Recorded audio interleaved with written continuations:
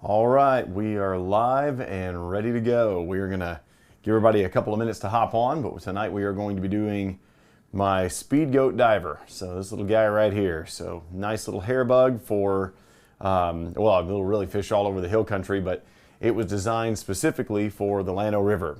It's been a fly that I had in my guide box for years, and I love using this little guy. So we'll give everybody a chance to hop on, and if you have any questions throughout the presentation tonight, do not hesitate to put that stuff in the comments. I'll respond as best I can, and we'll give everybody just a couple of minutes to hop on, and then we'll get started.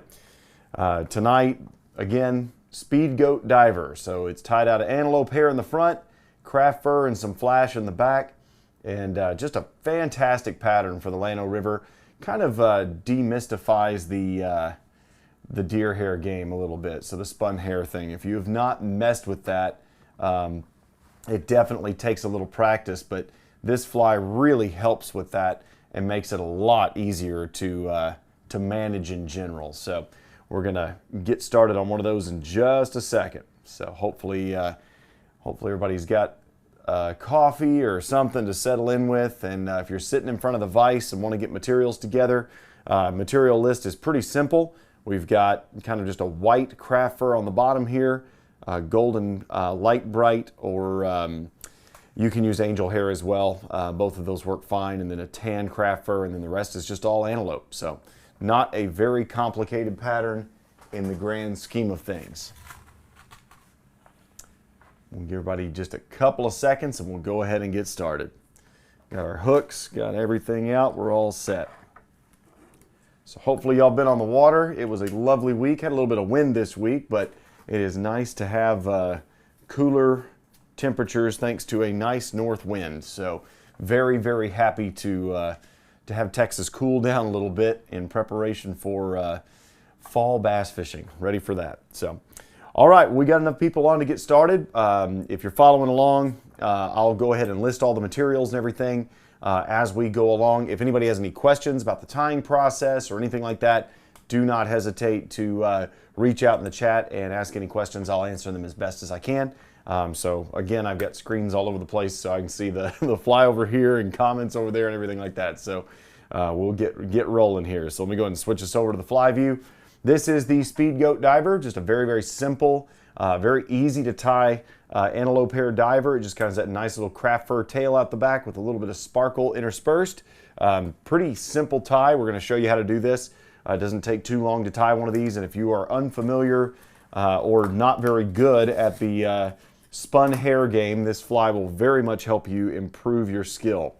So this right here, the hook is not centered in your frame, and I'm aware of that. We're trying to keep it to where you can see the tail when the tail comes all the way over here. This is a B10S. This is a Gamakatsu stinger hook. Love these things. They're just absolutely laser sharp. Amazing bass hook. I just absolutely love these. They do a great job on subsurface patterns as well. I tie my creek leech on these. There's so many other bass patterns in the world today that are tied on this fly. It is just such an effective hook for so much of what we do. The thread I'm using here is just a tan 8/0 Veevus is all it is. So it's nothing all that impressive. Just use something that's strong enough to tie in the tail and make sure that you have a little bit of strength so that we can spin the hair in just a moment. First step is we are going to add some white craft fur. So craft fur is just a synthetic fur, very, very easy to deal with. You want to trim it as close to the pelt as you can. You'll notice they kind of come on these synthetic pelts. All we're doing is trimming that as close to the pelt as we can. There's kind of two thought processes behind this. You can, if you so desire, add all the material on the top of the fly if you want. I'm not gonna criticize anybody for doing that. If you want to do 1, 2, 3 on the top side of the hook, no problem. I'm gonna complicate this a little bit because, well, I can. It's my fly, and you know I'm hosting, so it's easy. I'm gonna add my first small batch of craft fur on the bottom of the hook. And the reason for that, and you'll notice that it's going to sit off to one side. See how we've got a bare side and then a covered side. I'm going to take the actual hook out of the vise and drop it over that in just a minute. But what I'm going to do is actually trim all this excess off. Trim that off nice and neat. Just kind of wrap down any excess you have there. And then all we're going to do you'll see it's very, very simple. Take the hook out of the vise, just take that and punch the hook right through the middle of it all. And that's going to splay that material on either side of the hook. So now we have some on that side, some on this side, and it sits right in the middle. And what that's going to do for us, first of all, is it's going to kind of cover our tracks a little bit on the underside. It also is going to fill in that body, because as this thing gets wet, it's going to really make that lump together well. Do you have to do it that way? No, but I'm feeling fancy tonight, so let's just do it. The very next step is, you guessed it, more craft fur. We are going to take another bunch, a little bit larger bunch of white craft fur here. Grab the tip sections. This is one of the ways to prepare it. You actually grab the tip sections of the craft fur, pull all that under fur out. We don't want any of that. That just goes away. That simply waterlogs the fly, does not improve its action, and actually makes the tie-in process a little bit more complicated, so we don't want that. Tie that white craft fur down. I just simply kind of roll it in my fingers, and if you'll notice, it makes that one continuous body. That looks really, really good. That's exactly what we're after there. Take this bit up here, trim that as close as you can, and then just tie down the little stubble in the back. Don't get too heavy-handed with your thread wraps, just word of caution here. Very next step is we're going to take some gold Lite Brite, just this really, really great flash. If you have angel hair, that also works. I don't put a ton of it. I mean, it's a decent amount. It needs to have some glimmer, but keep in mind, it's going to be sandwiched between two colors of craft fur. So what you put on the fly, I just tie it in the middle, stroke the rest back, and then tie it down. What you put on the fly is not going to be nearly as gaudy in the final iteration when you actually do all the trim work and everything like that and sandwich it between. If the water's dirty, maybe put more of it in there. If you're fishing the South Llano where that water has a little bit of a tint to it, this would be perfect for that. Keeping in mind that it's just like a brushy creek streamer essentially. We're going to sandwich that flash in between two different materials. Here what we've got is tan craft fur as well. So we're going to put a bunch of tan right on top to kind of finish this out. So get a nice little bunch of tan craft fur, trim it as close to the skin as possible. Again, repeating that process of grabbing it by the tip section. Let me get that centered for you guys. And pull all that under fur out. All this stuff makes a really great bunch of dubbing for a shrimp pattern, by the way. If you are on the Texas coast, or if you're planning on going to the Texas coast and tying shrimp patterns, save all that under fur. That's good stuff. You might want that for a spun dubbing loop or something like that. You'll notice my tail length is pretty consistent. I'm going to simply come over it, get the materials, tie them down, roll them all together, and that makes that perfect little tail that we're after right there. That's exactly what I want, is just that perfect little tail, flash in the middle. Take this bit here, trim that off. I'm going to get in here and trim that as closely as I can without breaking threads or cutting threads and all that sort of good stuff. And then I'm going to just simply take my thread and tie down the rest of that. It's going to have a little bit of a jump to it because you can see we've built a little bit of a bump back here, and that's okay. I'm just simply going to build up a thread head to make a ramp on that. So I want to ramp that up into that. There we go right there. You can see it just stepped up, and that's it. I'm just trying to make that little thread head, and that's all we're after right there. So now we've got our tail and kind of that little step down, and now we're going to actually go ahead and do the antelope hair work. So antelope is such a neat material for one. It's very, very porous. It can be somewhat brittle at times, and so that's one of the things that you do need to watch out for when you are tying this fly, is it can be a little bit brittle when you're working with it. I'm going to try to center this up so y'all can see this hair work just a little bit better. But this stuff, if you crank on it with gel spun, like if you're using gel spun polyethylene, you'll just slice right through this stuff. It's not a very stout material when it comes to actually applying thread tension to it. So that's why I'm tying just a standard tying thread in an 8/0. It doesn't take a whole lot of force like deer hair does to spin. You will need a hair stacker for the first portion of this, and just a nice patch of antelope. Antelope can be a little bit hard to come by. We do have it at the shop. I can't guarantee how much of it we've got, but we do have some. I checked today and I did see there was a little bit down there, so that could change if people are preparing to tie this with me tonight. But we're going to cut off a bunch of antelope, and the goal here is we're going to just take the bits that we don't want, so all the broken tips and things like that, We want that out. So we have a nice little bunch of antelope like that. Take it, stick it in the hair stacker with the tips facing downward. All we're going to do is just take that. We're taking that hair stacker, just pounding that on the table, and that's going to simply make the tips even. If you did it right, it should look something like that, where all those tips are nice and even. That's what we're after. Take that, and here is where we can kind of control our collar length. You can do this two ways. I would advise making sure that there's no broken tips. So I'm going to just go through this bunch very carefully. I don't want any broken tips or anything like that. It honestly doesn't matter all that much. This fly is not a showpiece. This thing's a workhorse. I'm going to take that once I've kind of plucked out everything I didn't want. Final stack. And we're good. Okay. What we're going to simply do, I'm going to add this in two bunches. There's going to be one collar that goes down here. I'm going to put the tips of the antelope just past the bend of the hook. And I'm going to tie this in kind of right there where I finished that tail. And what I'm going to do is I'm going to get up under it, pull pretty firmly, and that's all I want right there. Flip this over, spin that, get that in position, and I'm going to add one more bunch on the top. This stuff has a habit of spinning. It's supposed to. We're actually spinning hair here, but all I'm doing is taking the bunch on bottom, trying to keep it as close to the bottom as I can. So here, if you'll notice, if you'll look, the bottom has the collar. The top, you can see thread through there. That's where we're about to add that second batch. And then I'll let you in on a little bit of a secret here as well. All right, take that, add your next batch. There will be some noise in this video. There's going to be a lot of hair stacking for the first bit, and then I don't really stack anything after this point. But see how that's like super uneven? I don't like that. I want that nice and stacked. That just means I've got a couple of tips in there that are broken, and I don't want those showing. That's better. I'm going to take all this. That is significantly better. We're going to try to match the same length as the bottom collar.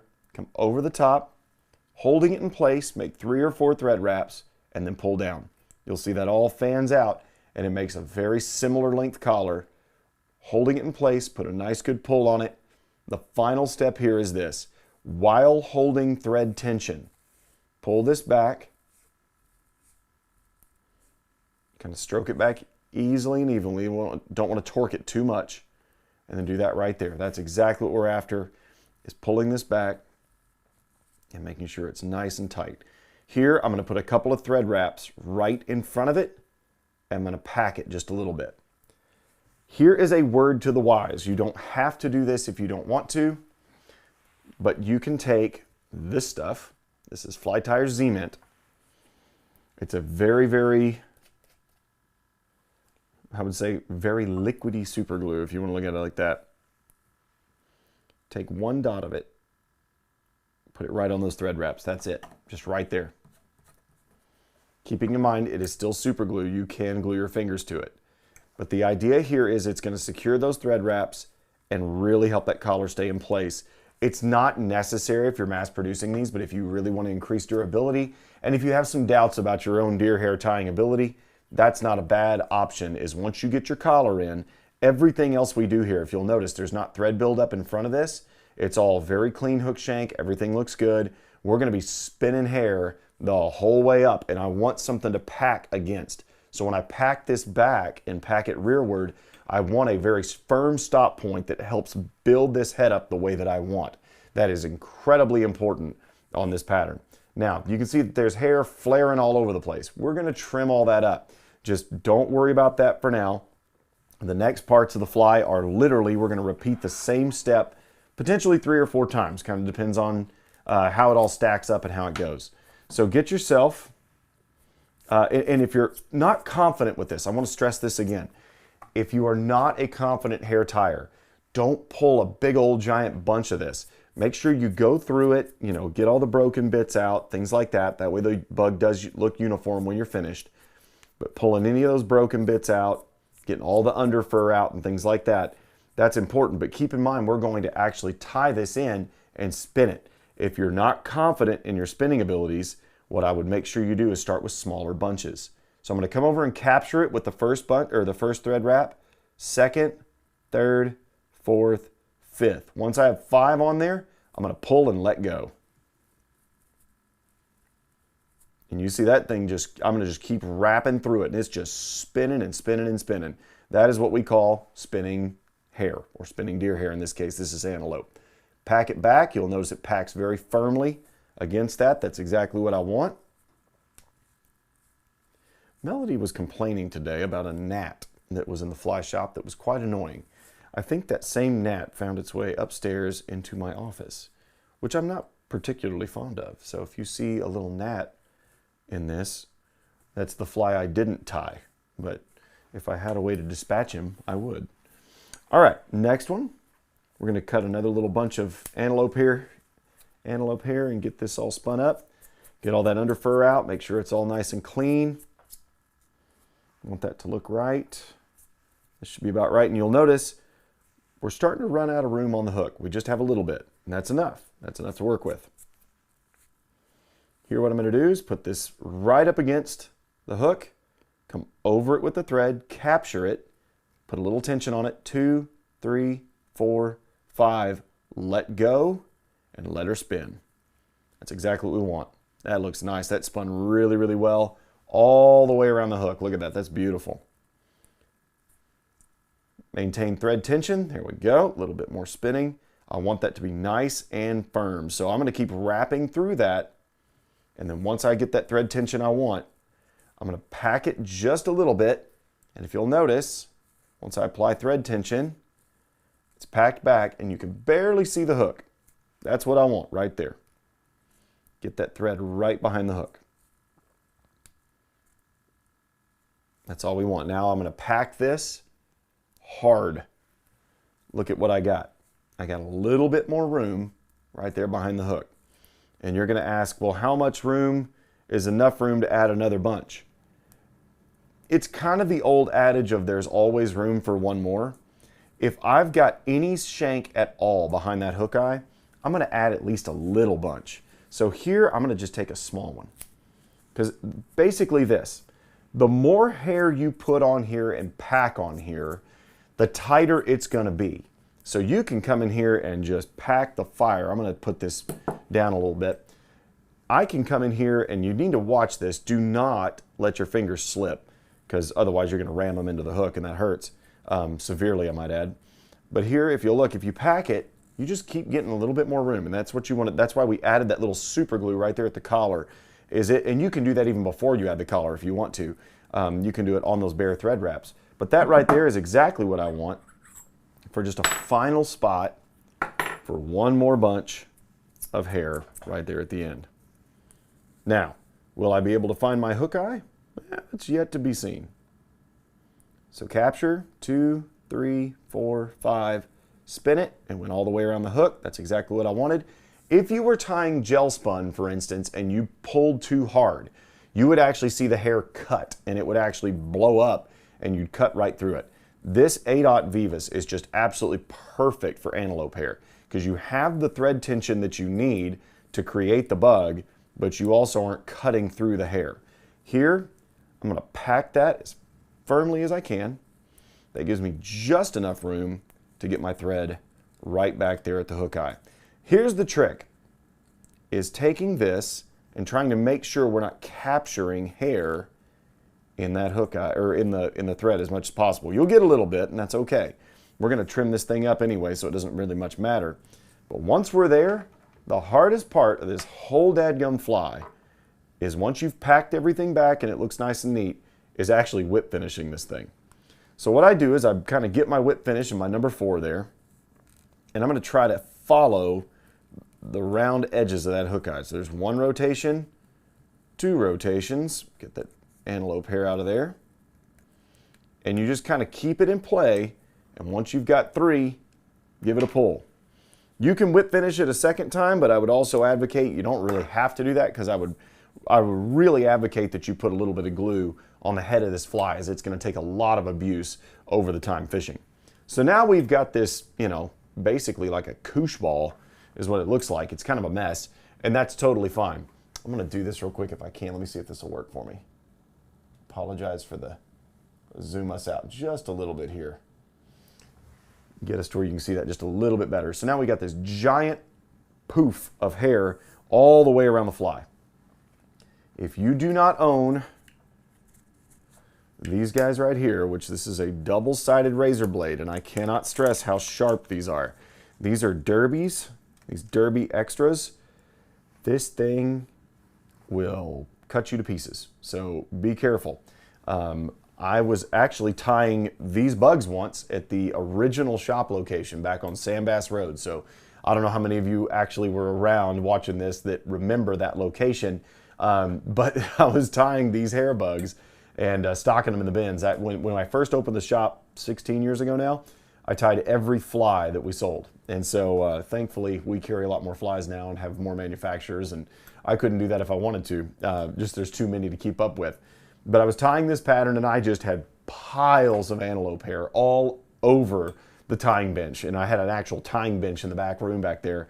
And while tying it, I took a phone call and I set my arm down. And I was talking on the phone and I pulled my arm up and I was wearing a short sleeve shirt and I had to just antelope hair stuck all to it. I was like, oh man. And I went like that and there was a razor blade in it. And oh my gosh, it sliced me right across the arm. And so they're sharp, folks. Just be careful. All right. I still bear the scar. So blood, sweat, and tears have been poured into this fly, quite literally. All right. So here, what we're going to do, first trim. This is kind of the kicker. Come in here with the razor blade flat. And I'm going to go, not trim it super, super close yet. I'm going to push that all the way back. And you can blow this. I've got electronics everywhere, so I'm not going to make this as dramatic as what it would normally be. Is I'm going to take this and just trim it pretty close to flush into the collar. Your first trim is that one right there. Now you're like, well, that doesn't look like much. You're absolutely right. It looks terrible. These things look awful until you finally get them trimmed up. Then I'm going to basically do this. And I can't really show you this because you're not front on the fly. But if you were to look at that big giant koosh ball, what I just did is I cut the bottom flat. Now on the top, I'm going to go edge, edge, edge. So I'm going to basically kind of make a box. And I'm not going to cut it all the way back because if you'll remember, on the original fly, there's this little bit of a diving collar. That little collar, or excuse me, that little ridge on the front there, just in front of this rear collar, that's the actual portion of the fly that helps it dive. And so when water hits that, it forces the nose down and makes this dive. It also can pop a little bit, so that's helpful. So that's what we want to do, is form that now. So I normally get in front of the bug and I'll cut the first one. Little block cut there. Hopefully I didn't go too deep. Little block cut here. You can always take more off. You can never put it back. So there's your first cut. You see how there's side, side, and top. Now, as we start to refine this, it gets a little interesting. Now, here's a tool that not a lot of people have. A big pair of curved scissors. These are fantastic for this bug because you can come in here and make it a little less unruly. Trim that collar down to where you don't have all this weirdness going on everywhere. And now you can start to see the bug begin to take shape. See how now it looks a little bit more like an organized koosh ball as opposed to that crazy monstrosity we had before. You can see the 3 top cuts and the bottom cut there. That's what we're after. The next part of this just gets to be a little fiddly, and I'm just going to be real honest with you. I am probably the worst person to teach this because I am so particular about my final product on a deer hair bug. So I'm going to cut this up to make sure I don't have any hairs poking out the front. So I want a real flat face on it. And now I'm going to start to form the head. I'm going to come back and I'm going to pick a stop point. You can see right there on top where the long hair starts and the short hairs end. That's it. That's what I want to see, is this right here. And I'm going to mirror that stop point all the way around the fly. And here, I'm going to get real flat with it. That little diving head right there, you can see now it's really starting to take shape. Where you can see the head, now I've cut it down. we're not trying to make this thing float forever like a deer hair popper. This is a diver. So it's called the Speed Goat Diver for a reason. It'll pop, don't get me wrong, but it's made to dive. And so the whole point is we don't need a ton of hair on the front of this thing because we do want to shove it down in the water column a little bit. And you can fish this thing on a floating line, a sink tip line, whatever you want. And then here, I'm just going to start razor trimming the collar just a little bit.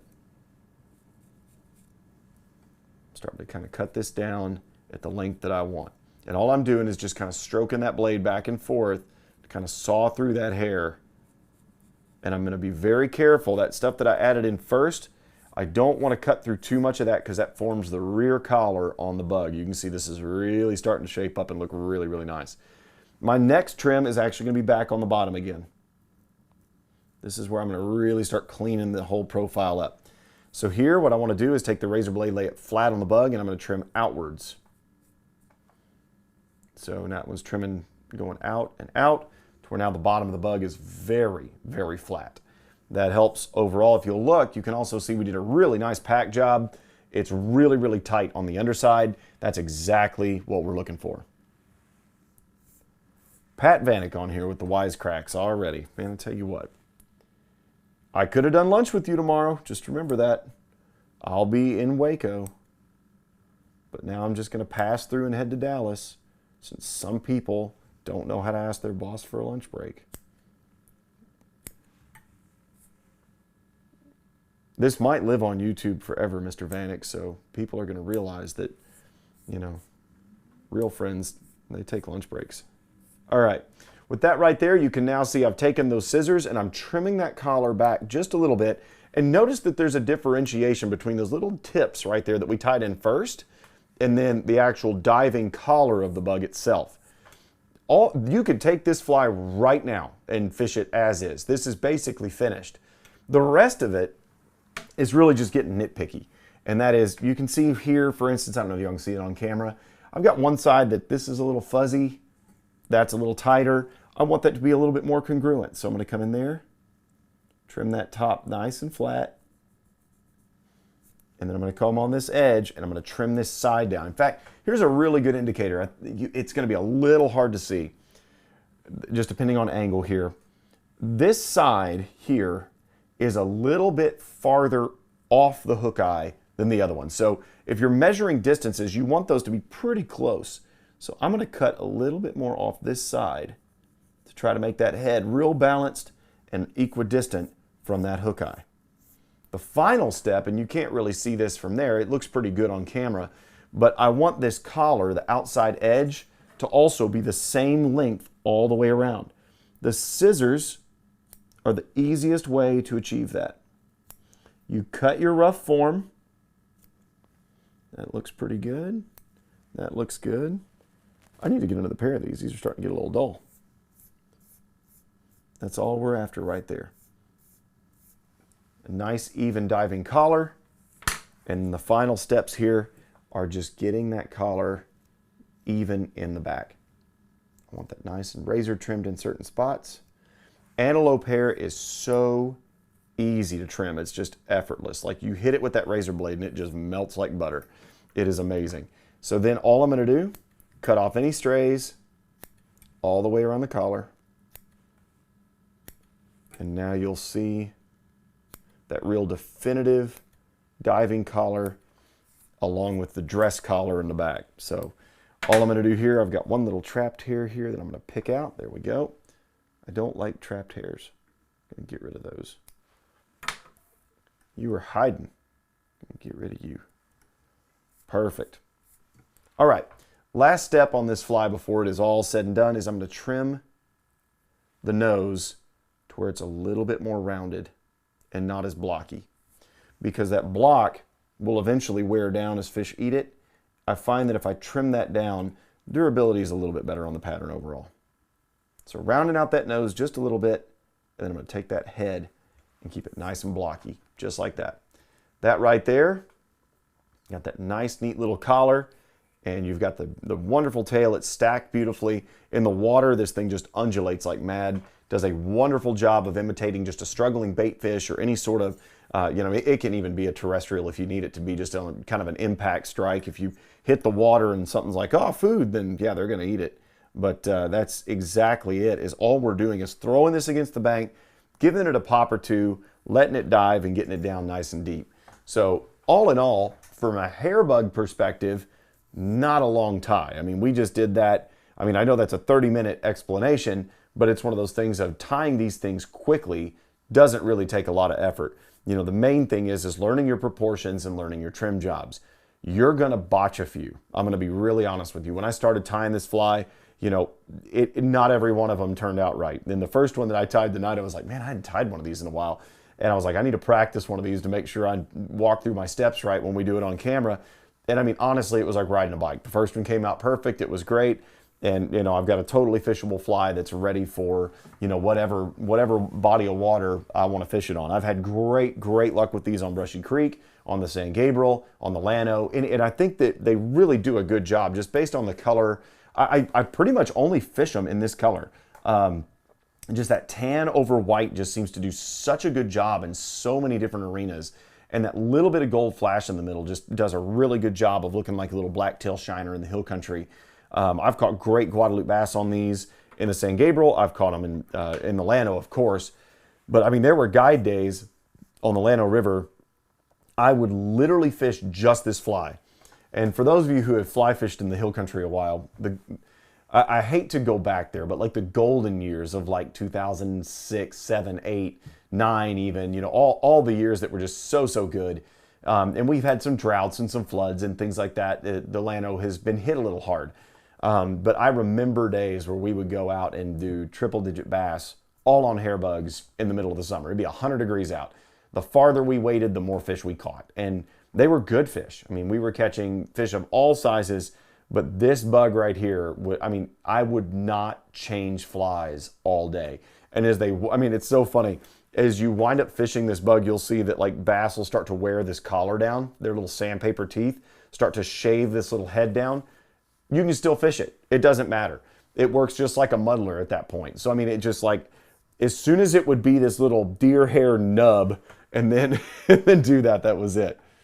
So Ben goes, first one is horrible, but on to the second one. So I'm hoping you're talking about your fly because I kind of like mine. It turned out okay. No, honestly, like your first one is going to be rough. And part of that trimming process, and I think I might be able to turn this around and do a head on here. Let me do this. This will show you.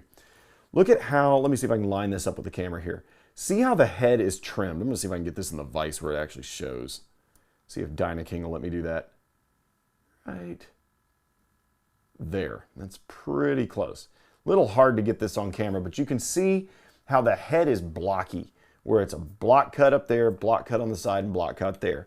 And that's the thing that what I would like to say about this is when you trim it, I can even see some things there that like I normally pull the fly out of the vise and look at it head on.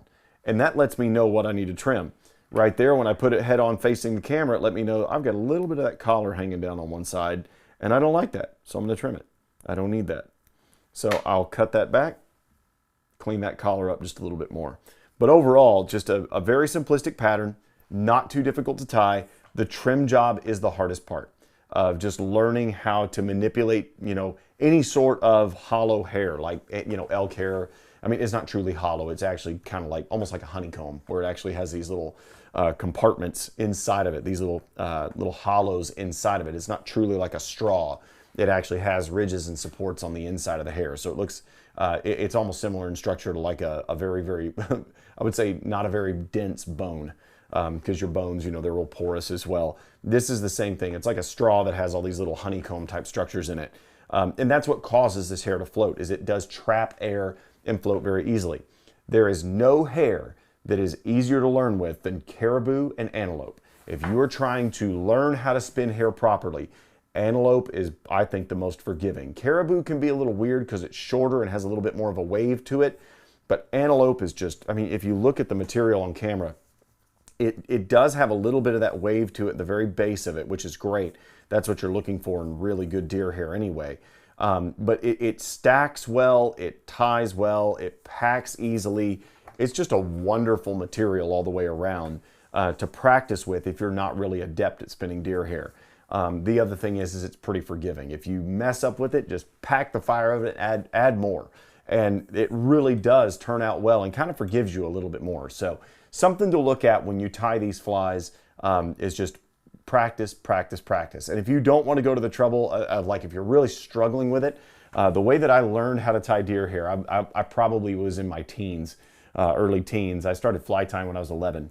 And they give you this like patch of deer hair. Let's see, hang on a second. Pat Vanek, did the head evolve? I remember more of a bullet style in the past. This head's actually always been this shape. I've always tried to keep it pretty blocky. I even looked at some of my old ones, and there's even a video on Vimeo that we do. We film this whole thing in 4K. So if you want a step-by-step video, that's on there as well. The head shape on that one's very, very similar. But yeah, it's not changed all that much over the years. I like keeping that real block cut on the front. I used to dome them out a little bit more on the top, but that block cut just dives so well and really does stand up a little bit more over the test of time when bass are eating it, you know, sometimes every cast. But I love that. Good to know, because all I have is antelope. Don't have any deer hair except for bucktail. You're in great shape. It's easy to learn with. The way that I learned, back to the story, was I was in my early teens. I sat down, I went to a fly shop or somewhere, I don't even remember where I went, and I bought a pile, just an absolute pile of deer hair. And I sat down at the vise with a bunch of bare hooks, and I literally took an afternoon. I said, I'm not getting up from this chair until I learn how to spin deer hair. And I'd done some muddler patterns and things like that in the past. They were gosh awful. They were terrible. I mean, like awful, awful, awful. And there was no YouTube. I didn't get to watch anybody do it. I'd never seen anybody seeing deer hair. I literally had books from a library that were propped open on the tying bench, and I'm like, you know, I'd never seen what deer hair did when it flared and spun, and how to trim it, and even that I need to pack it until it just doesn't move anymore. There was nothing out there. I mean, learning deer hair tying from books was just the absolute worst. I don't give YouTube a lot of credit because I pretty much hate it. But I mean, honestly, the fact that you're getting to see hair spin and the way that it rotates and the ability to pack it and trim it and all of that, it really does play a role in this. So that is something I would mention, that it is a good thing to have that in there. So I'll take a vote. Y'all want me to tie one more? I've got the stuff out, so I'll tie one more. If you want me to do another one, I'll do it in the comments. If you got what you needed, then we'll call it a night. But this is such a great way of doing it. I know we probably had some people hop on late, so if y'all want me to tie another one, I'll gladly do it. Just throw it in the comments and let me know. Because otherwise, I mean, I'll go pack. We have a fly tying rendezvous in Dallas that starts on Friday. We'll be up there doing a bunch of fly tying. I'll have a bunch of things that we'll be doing up there, and we'll do some of that as well. So, all right, I'll do one more. Why not? I mean, it goes in my box. I get to fish it anyway, right? All right, here we go. B10S, size 4. You can tie them smaller. You can tie them bigger. Another one, listen. If it's not C sharp, it's just not going to work for you. Totally kidding. All right, right here, A. Veevus. All we're going to do is just add a little bit of thread, run rearwards. Do not get past the midpoint on the hook. All right. Very good. People are wanting more. Your comments are coming through slightly delayed. That, or it takes you all a long time to type another please. So, all right, what we're going to do is tie in our craft fur first. It's just that white craft fur. So I'm going to just rip through this since we kind of explained the steps in the last one. Remember, the first bunch I'm going to add on the bottom of the fly. Again, prepping the material, teasing all that under fur out. And yes, by the way, in case you were wondering, your tying bench is going to look like an antelope exploded on it when you're done with these. There is not a very tidy way of making these. So little bunch on the bottom. Pull that up, trim that. Tie that remainder down. Keep it nice and neat. I'm going to pull this up, punch the hook right through the middle of it, pull the hook out of the vise, distribute that across the hook, turn the vise over and put the hook back in it. Another thing I will mention, this is a shameless plug, and that is Dynaking makes life easier. Honestly, when it comes to hair tying, I don't know if y'all saw this, it's got those grooves in the jaws, and I can literally take that. I'm not even clamping the hook in there hard, but I mean, I can do whatever I want to with that hook, and it is going absolutely nowhere. When it comes to a hair, like a hair tires vise, Dynaking is bar none the best there is. And you will not change my mind on that. I'm sorry. All right. FYI, trapped hairs can easily be pinched off. Yes, that is correct. So Antelope is easy to work with because, again, it's very brittle in many cases. So if you've got anything that's, you know, out of sorts, a little pull, a little trim, anything like that, it responds to that all very well. Second batch of craft fur goes on top. Pull all this up, trim it off nice and close as you can get it without cutting your thread. There we go. You can see how we've got that all sitting in the same spot. Once you roll this tail together, you'll notice it makes that nice, neat little body out the back. All right, flash is next. We're going to add some of that gold loveliness. Need a little bit more than that. That wasn't enough. I want to feel good about how much flash I put in there. There we go. Need enough to get seen. There we go, just like that. I'll be making some hill country trips in late October, and these will definitely be in that box. I love this fly in the hill country, man. Put an ample bit of flash right there. One thing I would say, never trim your fly like this. Never do like that. Make sure that you just kind of, I can literally just kind of take my scissors and just run them through that, and it leaves more of a taper and less of that hard edge. I don't want a hard edge on the tail. That's very, very important. All right, tan craft fur. Trim it a little bit more generous bunch because remember we did 2 whites and we're only going to do 1 tan. Get all that under fur out, stick it over the top. I want that length. I'm going to pull the longest ones out. That's about what I want right there. Come over the top. That's it right there. Nice hair bug tail. Plenty sufficient. This one's a little bit bulkier than the other one. I'm going to trim that. I'm going to come in here and trim this off at kind of angles. And I'm going to wrap the rest of that down for security.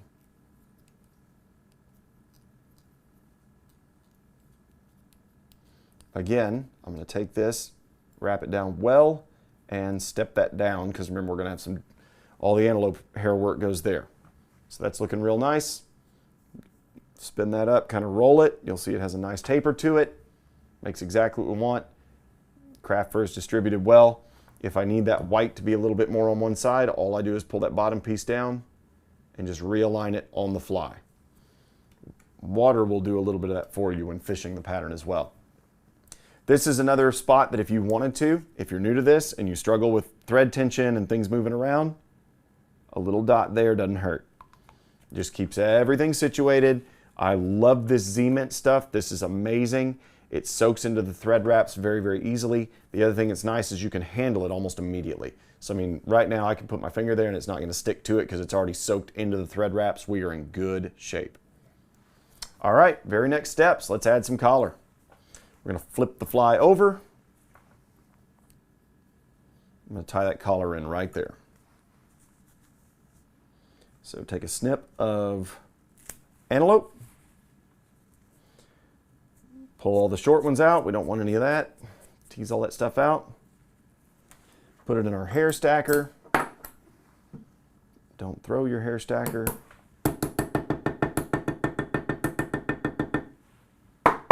Okay. That's looking nice. I'm happy with that. Pull some of the broken tips and the short ones and all that stuff out. Same story. Just past the hook bin. Pinching the hair, come over it. I'm going to capture this right there is where I want it. Couple of wraps. Try to make them one right on top of the other. Pull while not letting go with your other hand. Pull nice and firmly. And make those wraps keeping lots of thread tension.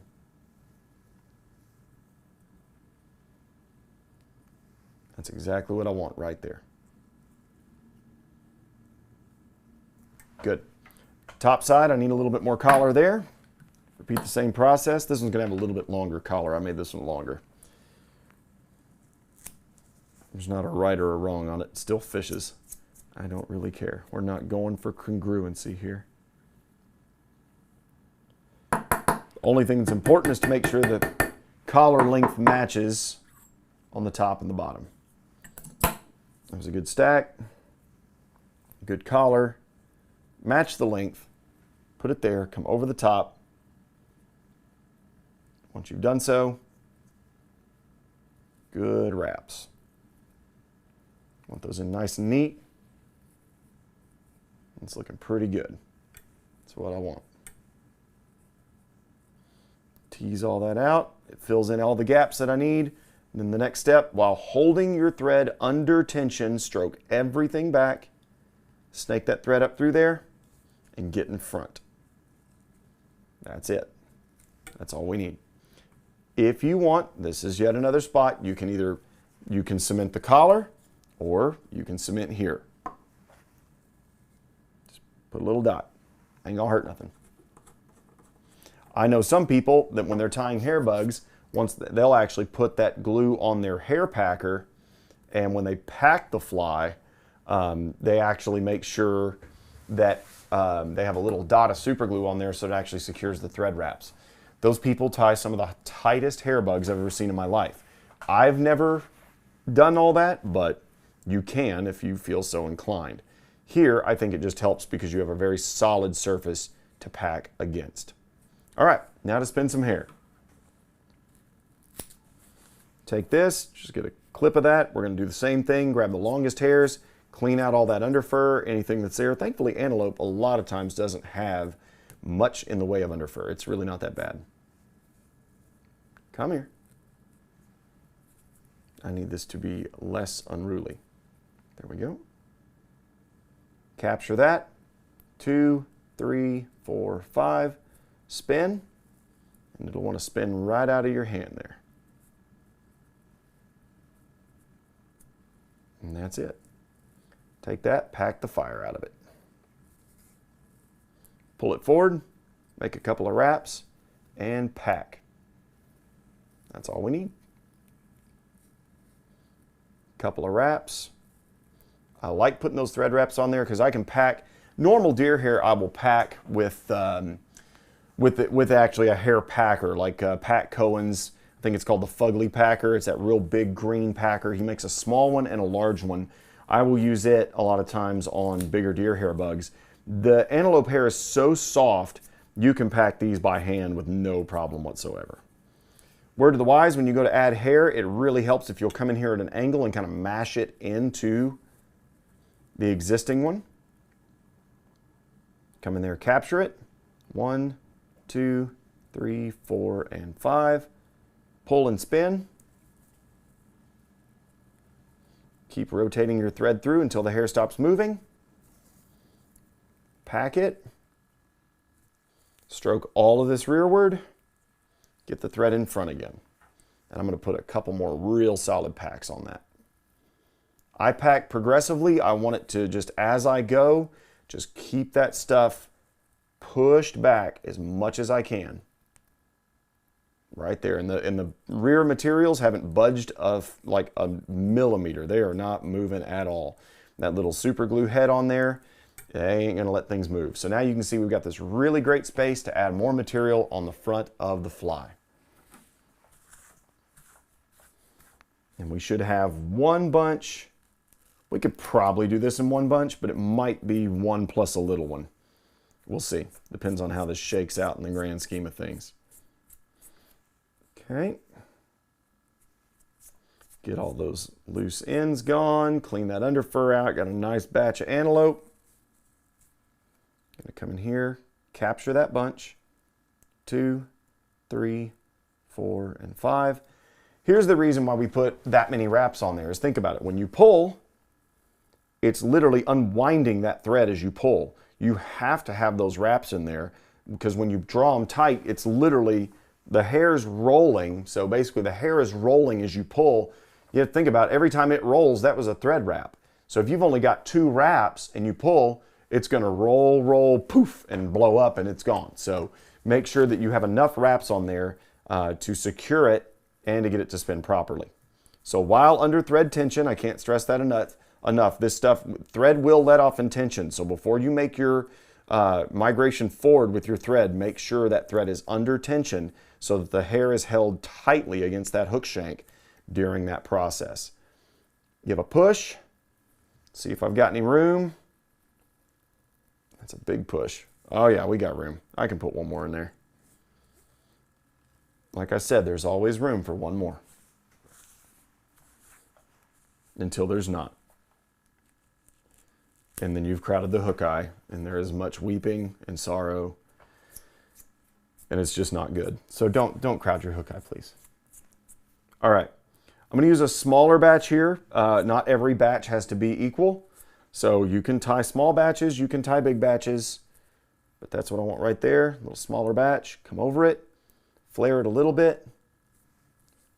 2, 3, 4. I missed him. He came off the hook eye. Come back. Okay, so what we have here is a koosh ball.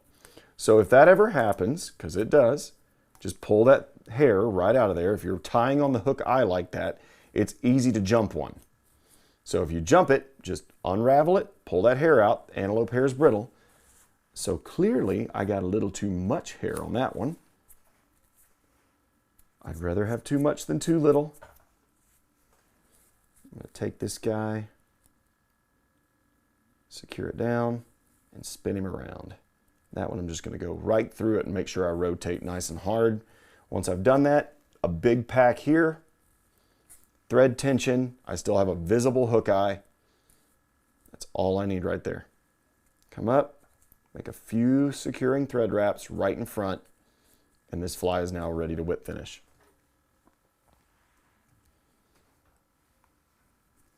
Come in there with your whip finisher, get it nestled behind that hook. If you catch one or two, that's calculated risk. And it will cut through those too, by the way. If you touch that antelope hair when it's caught in thread like there, it just breaks. There we go. This bug is ready for a trim. So we're going to repeat that process. First things first, get the fly upside down.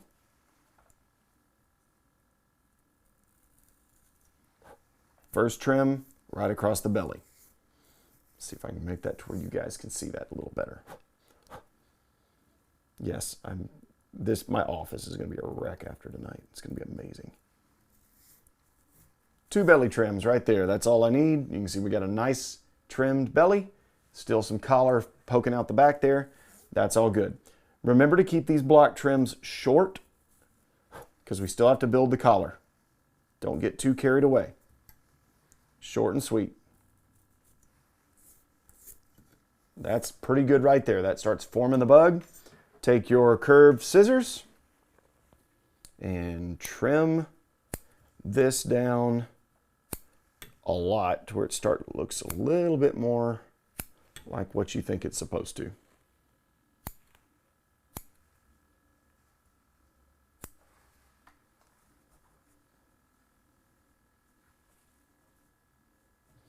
All right.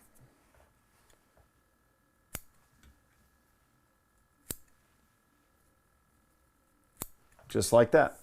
So now we've got a collar that's starting to take shape, and you can see the bug. We've got that block cut on there. It's starting to take shape as well. So here is where I'm going to go ahead and start getting, I'm going to take that head, anything that's poking out the front, I'm just going to kind of trim it off, kind of using that hook eye as the guide. And then here I'm going to really get after it a little bit more. Come down on it and find my collar stop point. So you can see right there, that's where I want to stop. I'm going to come in here as well, trim that off a little bit more at an angle, and then come in there with that block cut and stop at that same spot. Same thing on this side. Block cut it and stop it at the right collar location. So you can see now we can kind of see that we've stopped at pretty much the same collar spot all the way around. If you want to come in here and trim this collar with a razor blade a little bit, go right ahead. You just kind of brush it from side to side and it's going to start taking shape. The key there is try not to cut too much into the show collar in the back that kind of is the one that we tied in first. You can see that little bunch of tips kind of poking up right there. That's what I don't want to trim. I want that to stay there. That just helps the fly have a little bit better profile, adds additional flotation, and it just looks good. All right. Rotary vices are great for this, by the way, because you can just simply rotate the fly around and begin to start watching it take shape. This is the part where I'm going to go ahead and trim the bottom again. You can see now it kind of looks a little bit cupped. I'm going to come in here on the bottom and trim those flat. That collar in the rear, I'm okay with there. If I have any stray hairs, and there might just be one or two, I'll just simply pull them loose. And that's it. And now all we got to do is get a little finicky with our head here, and it's good. I'm going to take this guy and trim this side a little bit more, stopping at the collar. And I'm going to check the blocks. I'm going to look straight. If you don't do this, I normally get in front of the hair bug so that I can tell what angles I'm at. This needs to be a little bit flatter right here. It's just hard to see that if you're not straight on the fly. So, but that right there is what we're looking at. See these weird errant hairs here? You can either trim those or pull those. You got a couple of oddballs, just pull them out. Not a problem. I'm going to trim this collar a little bit tighter just because it makes me happy, not because I need to. The tighter the collar, the stiffer it's going to be because as you have shorter hair, it will get stiffer. Good, that looks nice. That's it right there. That's looking real good. Okay, that's a lovely little collar. Final trim, and if y'all have got any questions for me, go ahead and start dropping those in the chat. I will answer whatever I can in regard to tying process or anything like that in regards to this fly. But that right there, I could get real finicky with this thing, but that is a finished Speed Goat diver. Just going to trim those edges on that. That's it. And I can, like I said, you can come in here and play with this and trim it as much as you want. It's largely unnecessary. It does not matter.